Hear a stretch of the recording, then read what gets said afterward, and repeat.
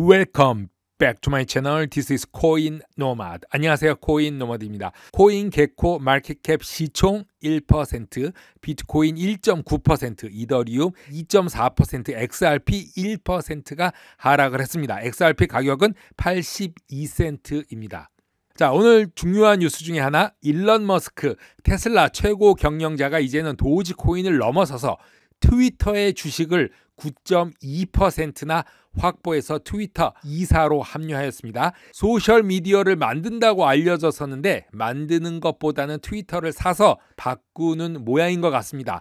자, 그럼 제가 자주 언급했던 잭 도시 전 트위터 CEO는 환영한다고 말을 했는데 몇 달 전에 이미 잭 도시가 물러나면서 일론 머스크에게 넘겨준 것이 아닌가 하는 그런 생각도 문득 스치고 지나갔습니다. 하지만 우리는 크립토 투자자이기 때문에 도지코인 차트로 보고 가겠습니다. 자, 디센딩 트라이앵글로서 지속적인 하락을 하는 모습을 보여줬지만 결국에는 지지선을 깨고 나갈 수뿐이 없다. 깨고 나가면서 소식이 전해졌습니다. 최근에 반등했는데 이게 더 급반등할 수 있다. 그렇게 생각합니다. 도지코인 차트 너무 좋다. 이렇게 생각을 합니다. XRP 소식으로 넘어가겠습니다.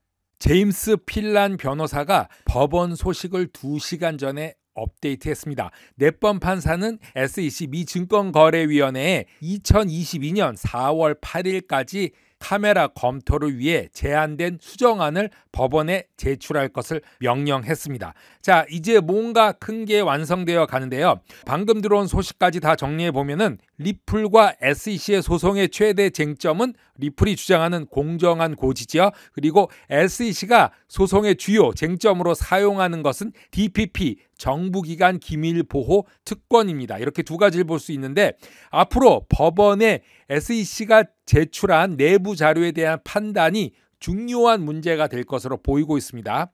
일단 문제는 일반 대중과 투자자가 볼 수 없다는 것입니다. 정부기관 기밀보호, 이런 법에 의해서 SEC가 사용하고 있는데 XRP 아미, XRP 투자자들, XRP 변호사도 자세한 걸 알 수가 없다. 윌리엄 힌맨이 이더리움은 증권이 아니라고 말했고 리플 측은 힌맨 측 내부 자료 공개로 이더리움이 증권인지 아닌지 이유를 알려고 노력하고 있었습니다.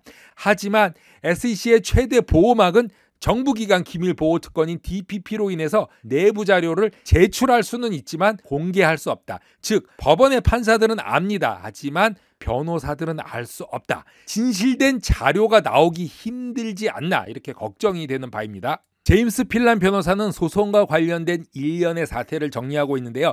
SEC 미 증권거래위원회가 법원에 수정된 내부 자료 제출에 대한 입장문을 제출했지만 중요한 핵심 사항들, 예를 들어서 힌맨과 제이 클레이턴이 언제 누구를 만났고 누구랑 무슨 얘기를 했는지 구체적인 진술, 리플 XRP에게 증권법이 적용되는지 아닌지 중요한 이런 핵심 사항은 애매모호하게 빠진 것으로 알려주고 있습니다. 법원 측의 미공개로 정확한 것은 알 수 없습니다. 리플 측이 모든 것을 법원 판단에 맡긴다고 언급한 걸로 보아서는 법률적으로 SEC가 모든 것을 숨기려 하는 의도는 아닐 거라 추측이 되고 있습니다.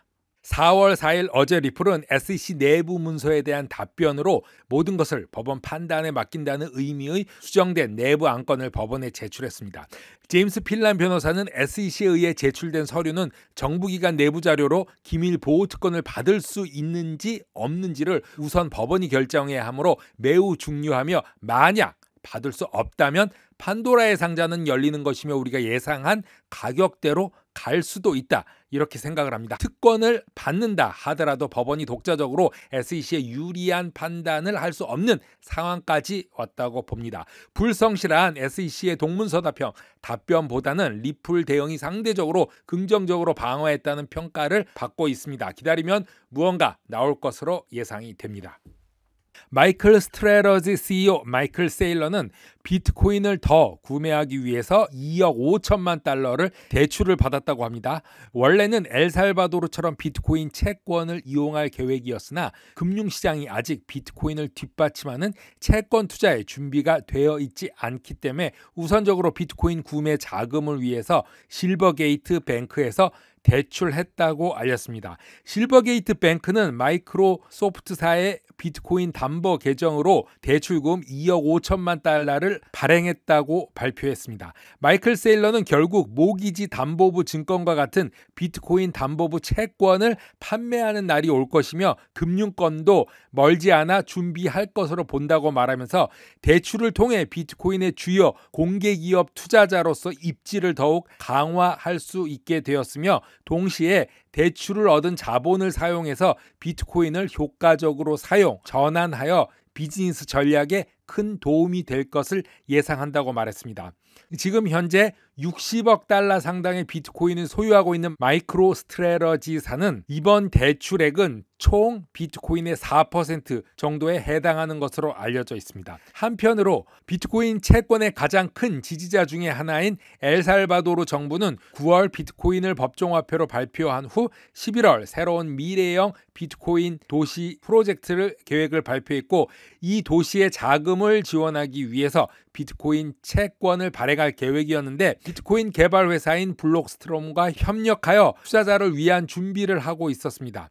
하지만 해당 채권의 발행은 입법 지연에 직면한 것으로 알려져 있는데 해결 중이라고 합니다. 대통령 부켈레는 2월 말 비트코인과 관련된 1년의 법적 개혁을 발표했지만 국가의회가 채권을 실제로 구현하는 데 필요한 법률을 아직 받지 못했다. 이렇게 보고된 상태입니다.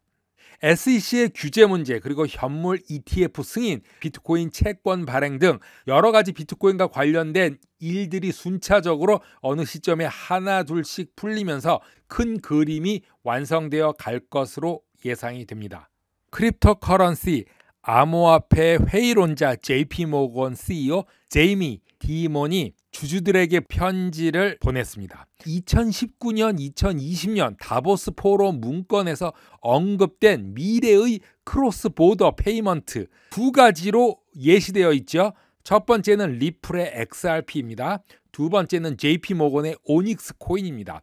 그동안 내부적으로만 사용했던 오닉스가 가끔씩 이야기로 미디어에서 튀어나오고 있습니다. 주주들에게 보내는 새로운 편지에 무엇라고 말했느냐 하면 블록체인 기술과 분산금융 디파이 뒤에 타당성과 유용성이 있다고 말했고 JP모건은 혁신적인 블록체인 기술의 최전선에 있다고 말했습니다. 그동안 얘기한 것과는 맞지가 않죠. 계속해서 편지에 보면 우리는 현재 상위 10개 글로벌 빅테크 기업 중에 8개에 대한 지불 처리를 하고 있고 강력한 경쟁자들로부터 지속적인 사업을 수주하고 있으며 혁신적인 제품을 시장에 지속적으로 출시하고 상용화하며 AI 기반의 사기 통제 및 예측을 하면서 JP코인에 대한 계정 확인 및 프로그램이 가능한 지불을 할 것이라고 언급했습니다. 이제 또 JP코인이 나오기 시작했습니다. 분산금융 및 블록체인은 허가 여부에 관계없이 공개와 비공개 방식으로 배포할 수 있고 실제적으로 새로운 기술이며 JP모건 체이스는 이러한 혁신의 최전선에 있다고 말했습니다. 여기서 중요한 것은 허가 여부에 관계없다는 말을 언급했습니다. 자, 무언가 중요한 얘기가 나중에 나올 거라고 보고 있습니다. 참고로 JP모건은 오닉스가 개발한 블록체인 링크 LINK라는 플랫폼을 사용하고 있습니다.